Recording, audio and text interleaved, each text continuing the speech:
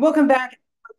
Final Agatha All Along spoiler review here on Max Talks Movies. My name is Max Dinenberg. Today I'm going to break down the final two episodes, at least of this season, of Agatha All Along in spoiler fashion. If you're new to the channel, please hit that subscribe button and ring that bell for notifications to be notified when I have new videos on the channel. I do TV show and movie reviews, movie franchise rankings, out of theater reactions, and every Tuesday I do a box office breakdown show. If you like any one of those things, please consider hitting that subscribe button and ringing that bell. Comment down below. What are your thoughts on Agatha All Along? Is one of your favorite, least favorite MCU shows? When do you think we'll see the conclusion of this complete story? Will it be in like a Vision Quest show or will it be in a movie? Let me know in the comments down below. I respond to every single comment, so definitely let's have a fun conversation about the last two episodes of Agatha. And also, please like the videos. We have a lot to get into. As I said, the show had the first two episodes came out at the same time, and then we've been weekly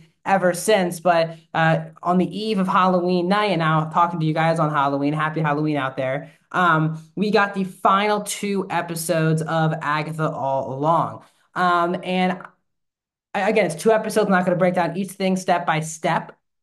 But for me, this kind of flipped the MCU script on its head. What I mean by that is for like 95% of these MCU shows, they start out really strong out of the gate and then they end with a whimper a lot of the time.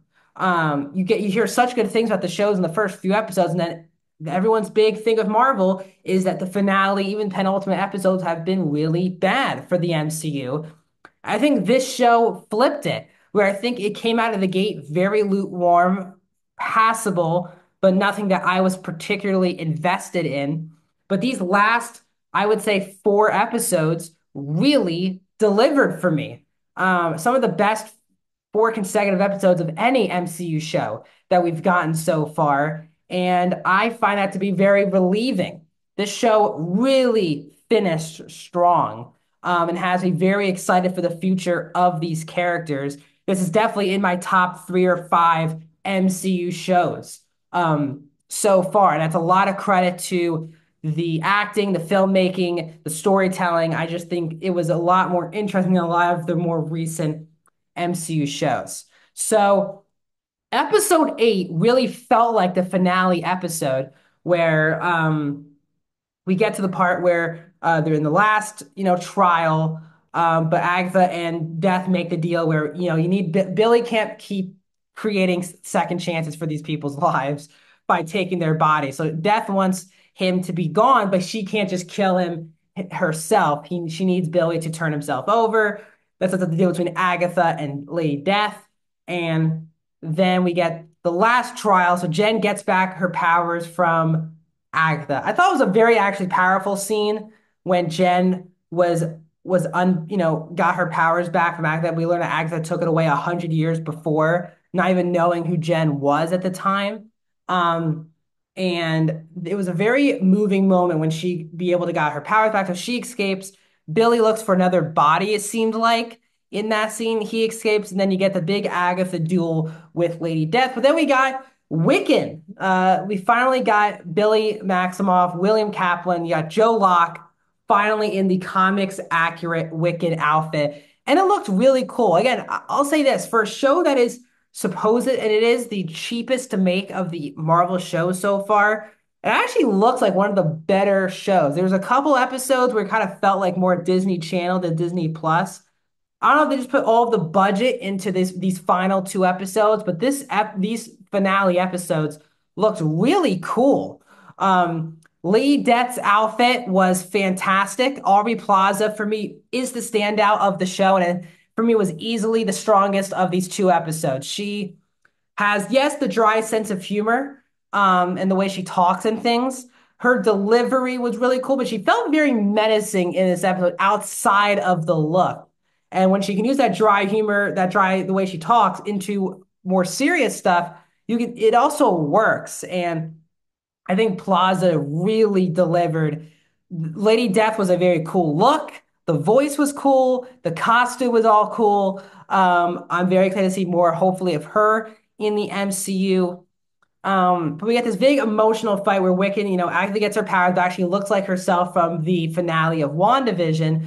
And she basically makes the deal with here he is. He just relinquished himself. And then she kind of makes the sacrifice, kisses death, the kiss of death.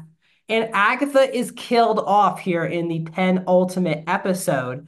But we get two major reveals, one at the very end of this episode and one for episode 9. And we learned that at the very end of episode 8 that the road was not real. The road wasn't a thing.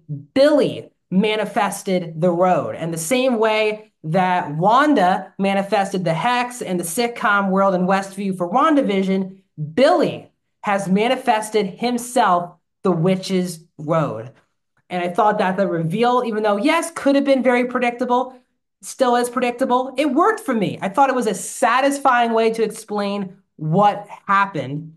Even more satisfying was that we learned in episode 9 that the ballad of the Witch's Road was created by Nicholas and Agatha's son Nicky and her, and it was just a fable. Witches kind of just took that, and it's how Agatha survived for centuries, was the fact that she would, or for thousands of years, the fact that Agatha would gather all of the coven, say that you need a coven to sing the Bit Witch's Road. They would sing, there would be no road, and they would try to attack her, and she would basically kill off witches because of the Witch's Road. And that was her goal at the beginning of the show.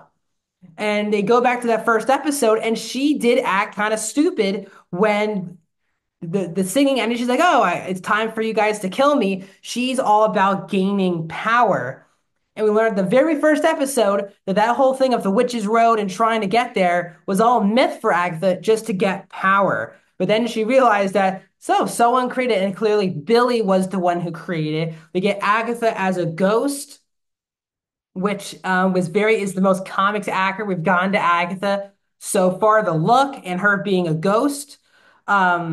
We get the backstory on Nikki and Agatha in the 1700s. She gives birth. Death kind of gives her an unallotted amount of time with him, and then she kind of just takes him away at a certain time. We do not get a sight of Mephisto in this show, but we're supposed to be getting Mephisto in Ironheart, which is an interesting debut for that pretty big character who feels like fits more in the WandaVision world than Ironheart. But we'll see if that ends up being true. But it looks like for a second, Billy's gonna banish Agatha. But the whole true of the story is Agatha doesn't just care about her just because he's Wanda's son. He is the closest reminder to her of her actual son. And I thought that the show did a really good job of basically saying, oh, this could be Agatha's son. Then once it wasn't, they made a really good idea of pivoting to Agatha really cares for this kid because this is the closest resemblance to from everything to Nicholas. And I found that to be a really strong through line in the show and of this dynamic. Joe Locke and Catherine Hahn continued to deliver. Were fantastic in this season. And again, once they continue on with the story, I'm very excited for them to continue on. But after this, we get the conclusion, which is, he gives the stone, gives the gravestone basically to the three people who he did kill, because that was the big realization for him, was that if it's his witch's road, he basically killed his own coven. He killed three people were killed in his imagination, in his mind that created the road. Three people died, and that's on his hands. And I like when, she says, I'm someone who kills their own coven, and then he says, I do too, which is true. You do have the same grave marks as Wanda's spell in Multiverse and Madness when she's sitting down with the candles. That's the same look as Billy gets in this episode. But then when she says, as one door closes, another opens, and she says, let's go find Tommy. So we have Agatha in her comics accurate ghost form, and she looks like to be kind of the team up with Billy in search of Tommy. Now, the reason why I kind of felt a little bit disappointed, only not disappointed, Marvel has not done the best job of when they leave stuff hanging through these shows, you just don't know when they're ever going to get back to this. For example, Moon Knight, we've never had a continuation, even a hint that we're going to get a continuation of Moon Knight. Um, we haven't really gotten many continuations of Kate Bishop. I think we did actually. Maybe we did in that. Was it like the Marvels? See, it's a lot of confusing things with these MCU shows.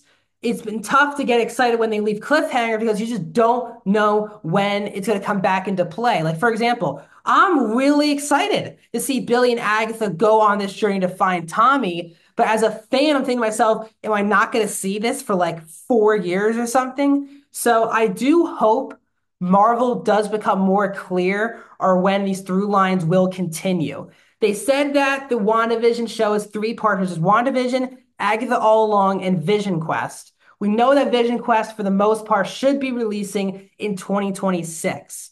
So I don't know if we're just going to have to wait 2 years to wait for these people. There hasn't been an announcement if Catherine Hahn or Joe Locke will be appearing in Vision Quest yet.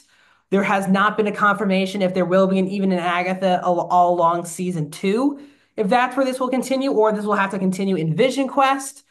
How this will tie into the grander scheme of the MCU.